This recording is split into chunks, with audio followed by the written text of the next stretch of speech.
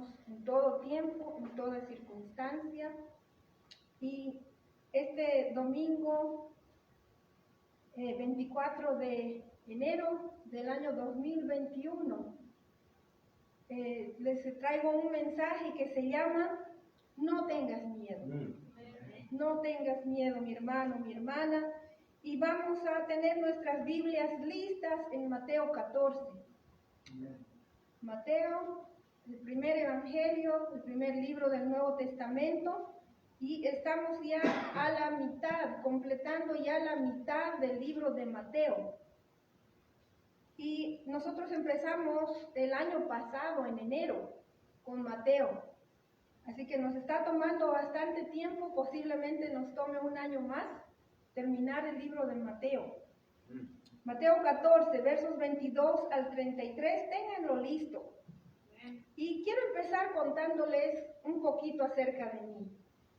Ustedes saben que estas son oportunidades que me gusta que ustedes me conozcan un poco más. Y quiero decirles que acerca de las cosas que antes a mí me daban mucho miedo. Hubo un tiempo en mi vida que yo tenía mucho miedo de quedarme atrás cuando Cristo venga por su iglesia. Y la verdad es que yo tenía tanto miedo porque mi relación con Dios no estaba bien. Yo lo reconozco. Entonces, yo ahora ya no tengo ese miedo porque hoy en día, o en un momento en mi vida, yo me acerqué tanto al Señor que llegué a un punto de sentirme segura, de sentirme confiada en mi relación con Dios y ya no tengo ese miedo de quedarme atrás si Cristo viene. Cuando yo era muy pequeña, tenía un miedo muy, muy grande a la oscuridad. Tenía pánico a la oscuridad, pero a una cierta edad, tal vez cuando ya conocí al Señor, cuando ya Jesús entró a mi vida, perdí ese miedo. Pero eso no quiere decir que yo vivo sin miedo. Creo que algunos de ustedes ya conocen que tengo mucho miedo a los insectos. Ese es el miedo más grande que tengo. Me han escuchado ya gritar y perdónenme por mis gritos de pánico.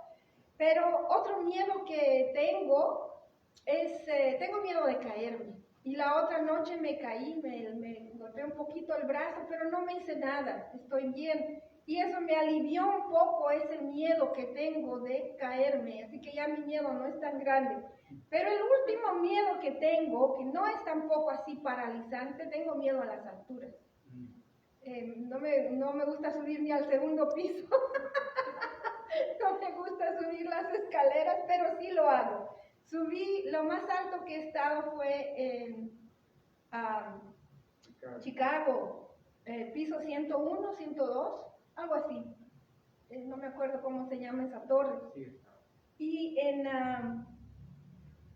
San Luis subí al piso 54, en Chicago subí a un piso 53 y tuve que sentarme cerca de la ventana. Pero esos son mis miedos. ¿A qué tienes miedo tú? ¿Cuáles son tus miedos en tu vida?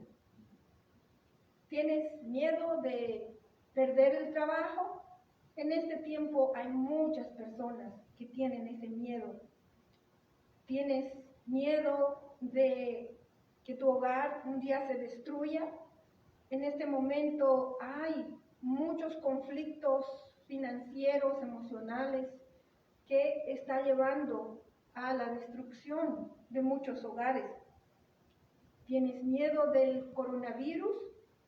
Muy entendible. Creo que el planeta entero comparte ese miedo. Y es razonable, es entendible totalmente. No te sientas mal si tienes miedo. Y nosotros, algunas medidas que hemos estado tomando en la iglesia, pues veo que nos han criticado como si tuviéramos miedo. No, no es miedo, es prudencia. Tenemos que saber ser prudentes y cuidarnos, sabernos proteger y poner medidas que nos ayuden a mantenernos sanos y no exponernos. Amén. Entonces a los jóvenes yo les digo, es normal tener miedo a sacarse malas notas, porque seguro que van a tener que enfrentar al papá o a la mamá. Y en fin, hay muchos otros miedos y es bueno que uno se autoexamine y conozca a qué tienes miedo tú. Y les cuento, esta noche vamos a hablar de un tremendo miedo que tuvieron los discípulos y fue provocado por el mismo Señor Jesús.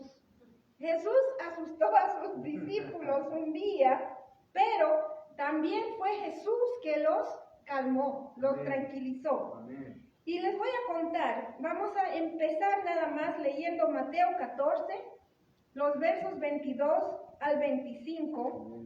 Mi versión es un poquito diferente de la versión que ustedes tienen. La mía es la Nueva Biblia Latinoamericana de hoy. Y la palabra del Señor dice, Mateo 14, 22 al 25. Enseguida Jesús hizo que los discípulos subieran a la barca y fueran delante de él a la otra orilla.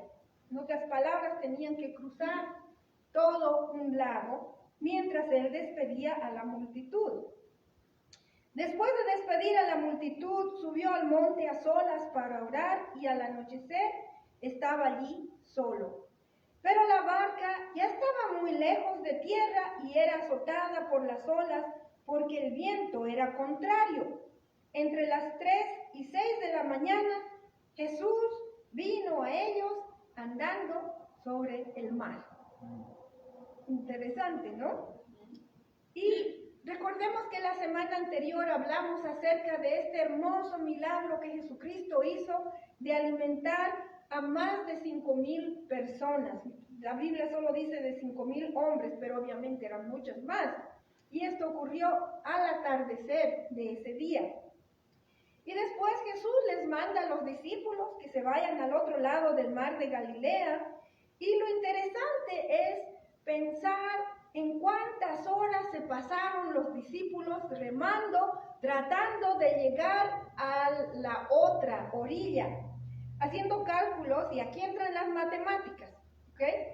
Porque estamos hablando de horas, anochecer, más o menos 6 de la tarde, tal vez que ya sea de noche, 9 de la noche, en fin, pero hay un mínimo de 6 horas que los discípulos se la pasaron remando sin llegar a la otra orilla.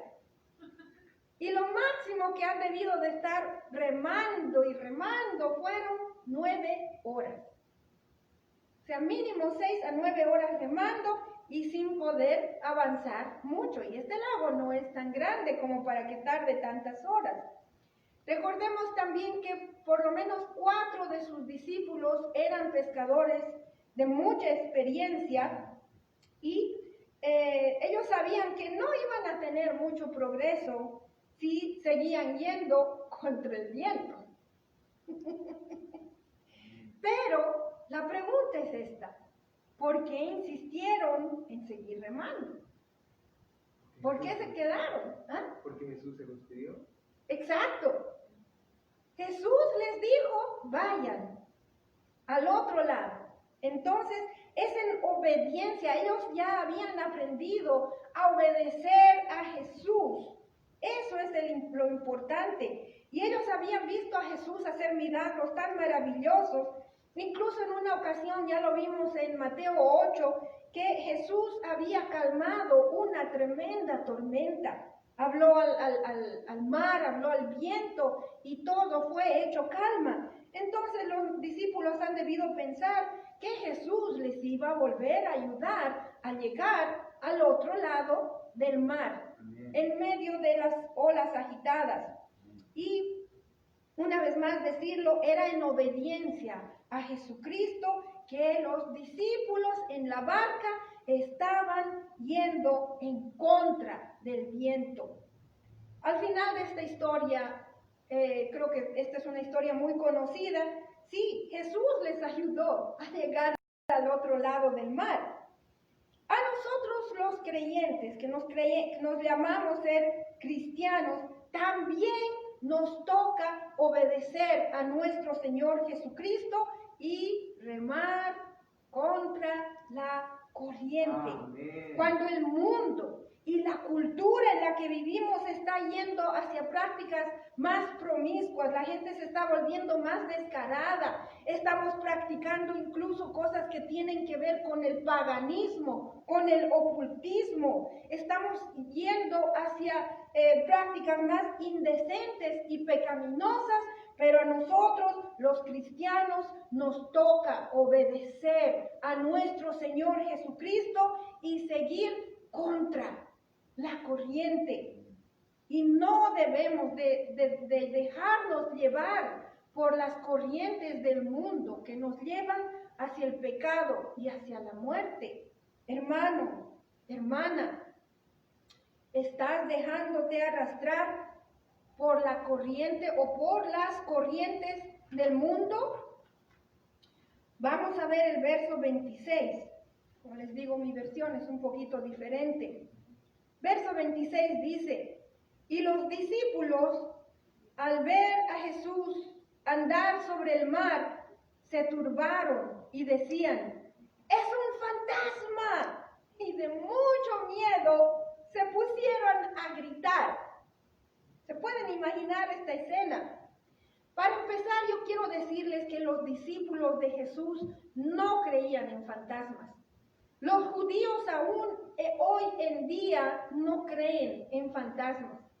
Y hay muy pocos que si creen, no es a causa de su mentalidad judía. Al contrario, si el judío cree en fantasmas es a causa de la influencia de la cultura alrededor de ellos, porque esto no viene de ninguna manera ni de la Biblia ni de su cultura. Pero tal fue el miedo que sintieron los discípulos de Jesús que creyeron que Jesús era un fantasma y se pusieron a gritar. Y esa creencia va en contra de lo que ellos creían, en contra de lo que ellos conocían. Y es que a veces, hermanos, hermanas, Dios nos pone en una situación de prueba en la que somos probados. ¿Qué es lo que verdaderamente tú crees? Nos pone bajo presión para saber si es que nos vamos a parar firmes en lo que es nuestra creencia cristiana. Amén. Mi hermano, mi hermana, ¿cuántas veces tú has creído en cosas que van en contra de la enseñanza de la Biblia? Es bueno analizar esto. ¿Cuántas veces o cuántas de tus creencias van en contra de la sana doctrina de la palabra de Dios? Es por eso que yo sentí la urgencia de enseñar clases de discipulado para que conozcamos cuáles son las enseñanzas importantes de la Biblia. Hermanos, hermanas, es triste que no hace falta que nadie le pongan una pistola o un cañón a la cabeza para hacerles creer en barbaridades, en cosas que van en contra de la palabra de Dios. Les hacen creer en ideas erradas, en doctrinas falsas. No voy a dar detalles, pero hay muchos cristianos hoy en día que creen en cosas que van en contra de la Biblia y queremos mezclar esas enseñanzas con lo que es el cristianismo. Y estamos muy equivocados si hacemos algo así. Estamos entrando en error y no, porque no analizamos, entonces no buscamos tampoco la verdad. Solo por decirles una sola palabrita, karma. Yo he visto a muchos cristianos hablar del karma, pero déjenme decirles que el karma va en contra totalmente de lo que es la enseñanza de la Biblia, porque Jesucristo, acuérdense, murió en una cruz. Si el karma fuera correcto, entonces Jesús se merecía haber muerto en una cruz. Porque eso es lo que dice el karma. Tú te la buscaste, ¿verdad? Entonces tenemos que tener mucho cuidado con las cosas que nosotros estamos hablando o creyendo. Y hay una falsa idea muy equivocada que dice: si la mayoría cree en esto, entonces debe ser verdad. Y uno empieza a seguir esa corriente. Pero esta es una gran mentira. Por eso les suplico, usted debe de analizar sus creencias y mirarlas, considerarlas a la luz de la palabra de Dios. No vaya a caer en error. El verso 27 dice, pero enseguida Jesús les dijo, tengan ánimo, soy yo, no teman. Jesús, con esas palabras, tranquilizó a sus discípulos y les pidió que no tengan miedo. Muchas veces en las Escrituras van a encontrar esta expresión, no tengas miedo. Yo oro a nuestro Señor Jesucristo que nosotros también podamos escuchar esas palabras de calma y de sosiego que trae el Señor Jesucristo, especialmente en este tiempo.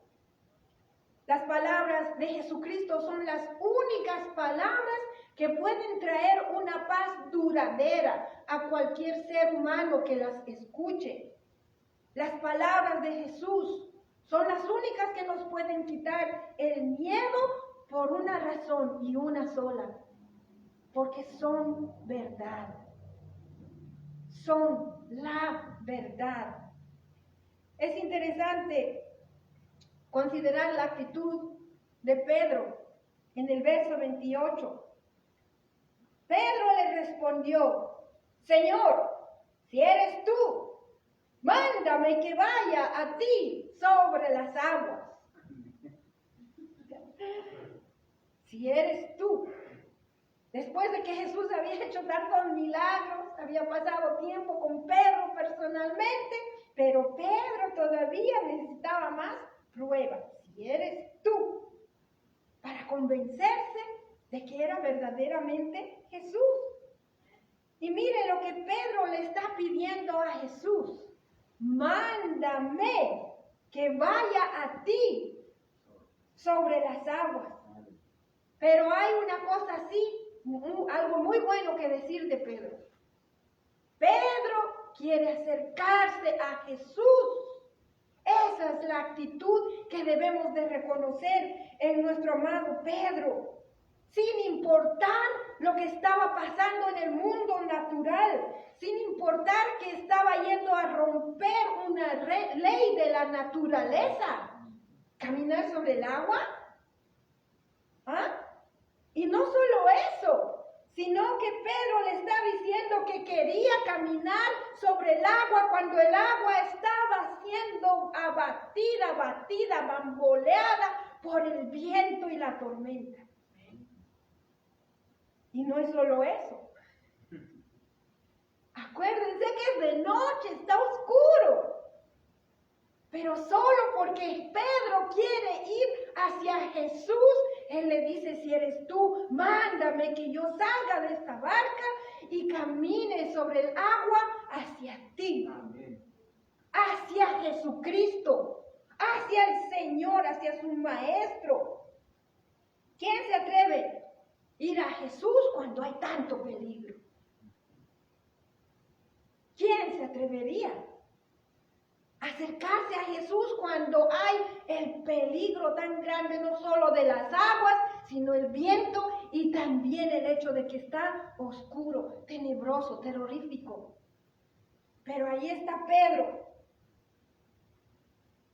Yo lamento decir que hoy en día es muy fácil ir a Jesucristo.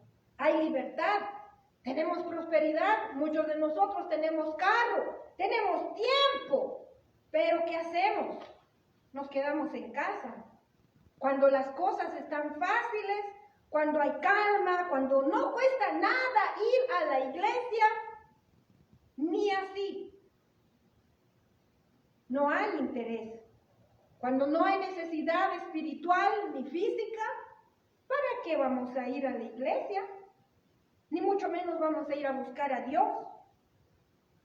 Hoy en día se está predicando el mensaje de salvación por la fe en el Señor Jesucristo en un tiempo que no existe ninguna amenaza para la seguridad del cristiano.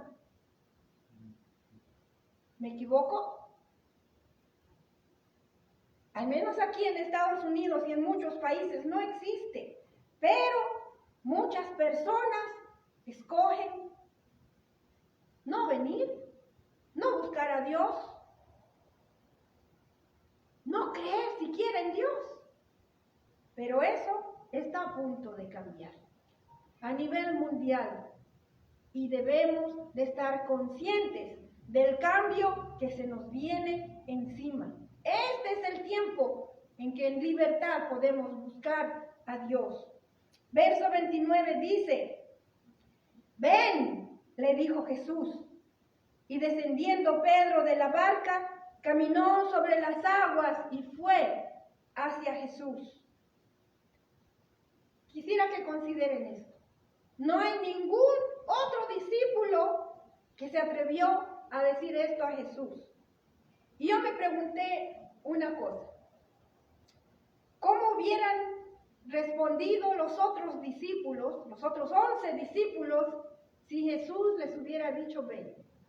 Y al considerar esto, empiezo con Tomás. Tomás hubiera dudado. Y él se hubiese preguntado: ¿será que voy a poder caminar sobre el agua? Es que hay personas que por más que Jesús les hable, no pueden acabar con sus dudas. El segundo que quisiera que consideremos es Judas Iscariote, el que traicionó a Jesús. Él no hubiera visto la manera de sacar provecho al hecho de caminar sobre el agua. Como no había ningún provecho que sacarle, ¿para qué ni tratar ni intentar? Y es que hay personas que si no hay el beneficio que sacar alguna situación, no prestan atención a nada que no les aproveche. Vamos a ser bien sinceros. No están ni en la iglesia. Y si están en la iglesia es solo para sacar provecho, y cuando no hay nada que sacar de provecho, se quejan. Se quejan. ¿Ah? El tercero es Judas Tadeo. Él pediría muchas explicaciones. ¿Por qué solo los discípulos? ¿Por qué no todo el mundo? ¿Ah? Y es que hay personas que no le encuentran sentido a algo tan bueno, a no ser de que beneficie a todos los demás. Se concentran en lo que puede ser más productivo, a bajo costo, pero a larga escala. Y para las personas que conozcan, hayan estudiado de los discípulos, creo que me van a entender por qué estoy hablando de esta manera de cada uno. Nataniel, conocido también como Bartolomé, hubiese preferido que le permitan caminar en otro lago, tal vez en un lago más famoso, en un lago más bello. Y es que hay personas que menosprecian las cosas que son pequeñas, desprecian todo lo que es poco en sus ojos. Hay muchas personas que no están en esta iglesia porque me desprecian a mí. Y encuentran sus razones, sus justificaciones, porque soy mujer, es la número 1 que he escuchado. ¿Y cuántas otras justificaciones encontrarán? Pero la cosa es que hay desprecio a lo que es pequeño en sus ojos. Y que Dios les perdone. Felipe hubiese hecho muchas preguntas antes de acceder. Y es que hay personas que es difícil de convencerles y no aceptan las cosas buenas fácilmente. Pero en muchos sentidos eso está muy bien. Simón el Celote, él era un revolucionario, era en lo que en los términos de hoy podemos entender un guerrillero, y él deseaba un cambio que beneficiara a toda su nación. ¿Ah? No se hubiera identificado con la causa de nada más caminar sobre el agua. Que se ahogaran los romanos, quisiera. Tal vez sí. Y hay personas que están involucradas en causas muy buenas, como la justicia social. Eso se ha estado escuchando mucho, por muchos años ya. y ellos utilizan medios muy buenos para ayudar o para alcanzar sus fines. Pero lamentablemente, en muchos de estos casos, no buscan a Jesús, ni predican tampoco a Jesús. Siguiendo, vemos a Jacobo y Juan. Eran dos hermanos que de seguro hubiesen peleado para quién llega primero. Y es que hay personas que tienen ¿cómo se dice? Tienen un deseo muy fuerte de ser el número uno, de llegar en primer lugar y no les importa contra quién tienen que pelear, aunque sea con el mismo hermanito. Los últimos son Andrés, Santiago y Juan. Ellos también eran pescadores como Pedro. Ellos conocían muy bien los riesgos que implicaba salir en esta barca, al menos en estas condiciones tan contrarias. No se hubieran arriesgado. Y es que hay personas que lamentablemente consideran más los puntos en contra y no están dispuestos a arriesgarse, aunque el único punto a favor sobrepase a todos los puntos en contra. Mi pregunta para todos ustedes, hermanos, hermanas, ¿cuál de estos discípulos eres tú? ¿Cuál de ellos? ¿Cuál es tu excusa? Personalmente, yo quiero ser como Pedro. Hasta el momento en mi vida espiritual creo que sí, he contestado como Pedro. Prefiero enfrentar el viento, las olas, la oscuridad, la tormenta, pero yo sí quiero acercarme verdaderamente a mi Señor, a mi Maestro, Jesucristo. La verdad es que, después de todo, ¿qué hay en esta barca o qué hay en la barca de tu vida que pueda ser más importante que Jesús? Es por eso que yo me siento en esa libertad de salir de mi barca y buscar a Jesús. Porque no hay nada más importante. Mi hermano, mi hermana, en tu vida, ¿qué es más importante que Jesús? ¿Por qué no te atreves a salir de tu barca? ¿A qué te estás aferrando que pueda ser más importante que Jesús? Sería muy lamentable que cuando tú te autoexamines, examines tu razón, tu excusa, veas que no es una buena excusa. No es razonable decir, es que no quiero dejar mi mal hábito, no quiero dejar este vicio. Debemos hacer todo esfuerzo y sacrificio necesario aún enfrentar a un mundo que va en contra de nosotros, pero acerquémonos a nuestro Señor Jesucristo. Solo los que han experimentado verdaderamente la presencia de Jesucristo en su vida entienden lo que quiere decir dejar la barca y caminar hacia Jesús, enfrentando el viento, enfrentando las olas, la oscuridad y cualquier otra adversidad que pueda presentarse en nuestro camino. Vamos a ir a los versos 30 y 31 y dice, pero viendo la fuerza del viento, Pedro tuvo miedo y empezando a hundirse gritó, Señor, sálvame. Al instante Jesús, extendiendo la mano, lo sostuvo y le dijo, hombre de poca fe, ¿por qué dudaste? La razón es porque Pedro quitó los ojos de Jesús. Aunque haya sido por un momento, pero lo venció la fuerza del viento y del mar y le entró miedo. Miedo. Es bueno tener miedo. Es algo que Dios ha puesto, es un mecanismo que nos ayuda a enfrentar la adversidad, los peligros y buscar una manera de salir del peligro, especialmente si es peligro a la muerte.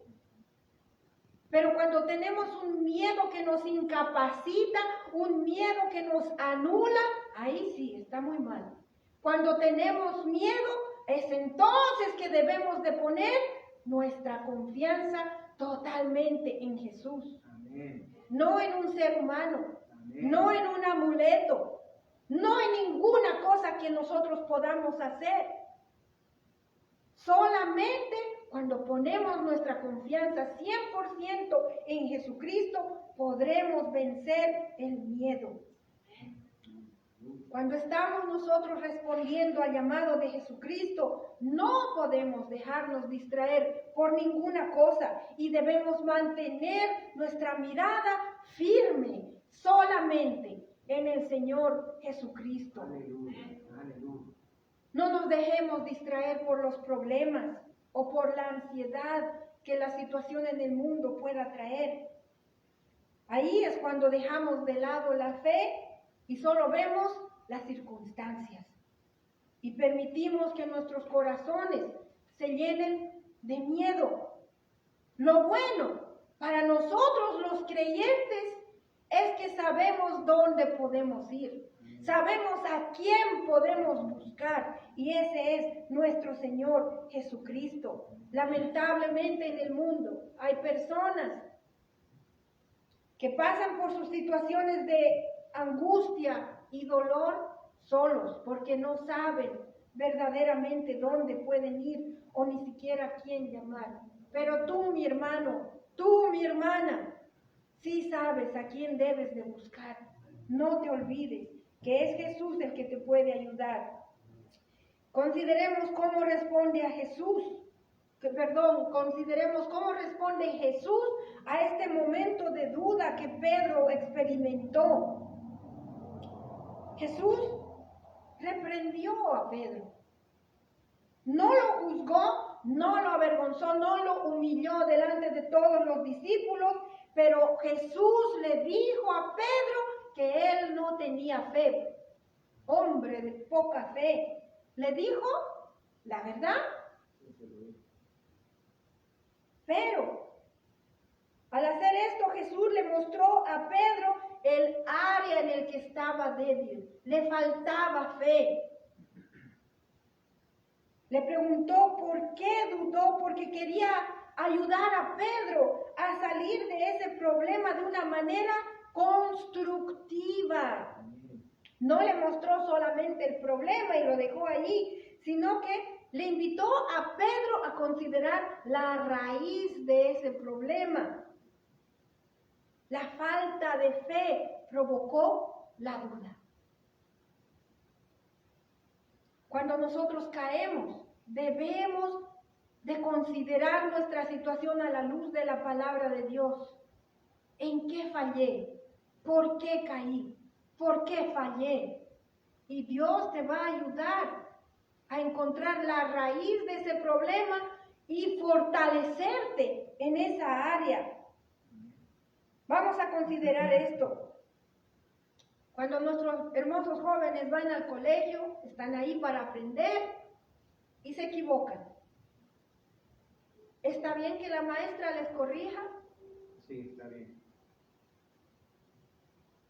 Está bien, ¿verdad? Es que no escuché a ningún joven. Cuando usted empieza un nuevo trabajo, le están enseñando lo que debe hacer, pero es normal que nos equivoquemos. Y el jefe o algún compañero de trabajo viene y nos corrige. ¿Está bien eso? Es necesario. Es necesario que haya alguien que nos enseñe a hacer las cosas mejor. En el trabajo, en la escuela, aún en la familia. Está bien que el papá o la mamá le corrijan. Le ayuden a ver el área en el que está fallando. Yo quiero decirles, mis hermanos y mis hermanas, esta no es la primera vez que lo digo, pero si yo veo la necesidad de corregirle o de llamarle la atención, yo sí lo voy a hacer, porque ese es mi trabajo como pastora, ayudarle en esa área espiritual de flaqueza donde usted pueda estar fallando. De otra manera, yo seré una hipócrita.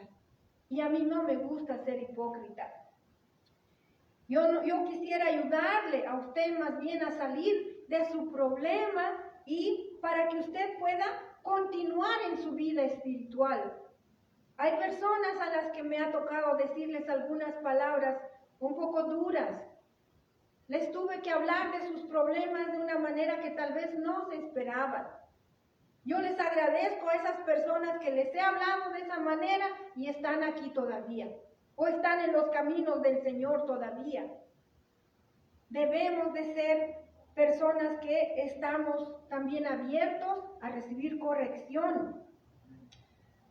Hay personas que cuando alguien les dice algo por su bien, se sienten ofendidos al punto de resentirse, hasta el punto de odiarme. Deben reconsiderar su actitud. Si yo le hago notar su falla, no estoy juzgándole, no le estoy criticando y no solamente voy a traerle el problema, sino que mi trabajo es ayudarle también a encontrar la solución. Esa es la lección que yo aprendí de esta situación que vemos entre Pedro y Jesús en la barca y de estar caminando en el mar.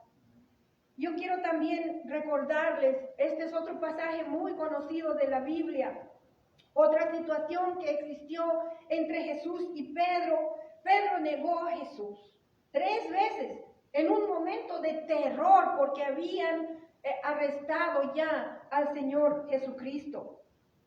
Ese es el momento en el que Pedro empieza a hundirse espiritual y emocionalmente.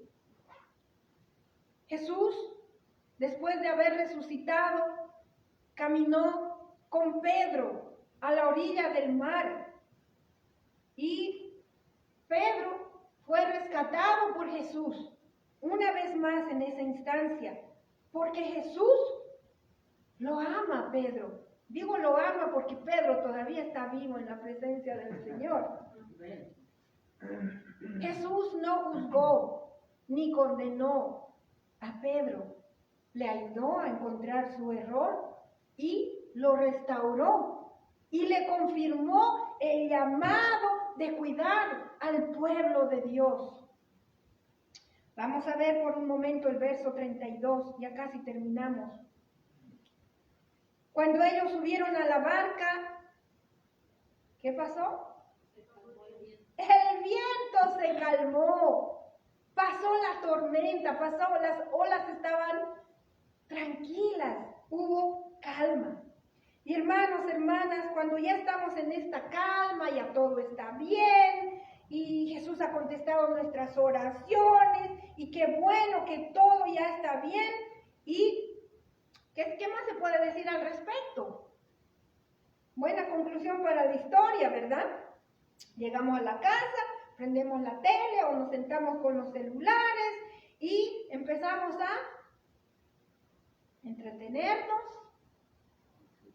a distraernos, porque total, ya todo está bien, ya todo está en calma.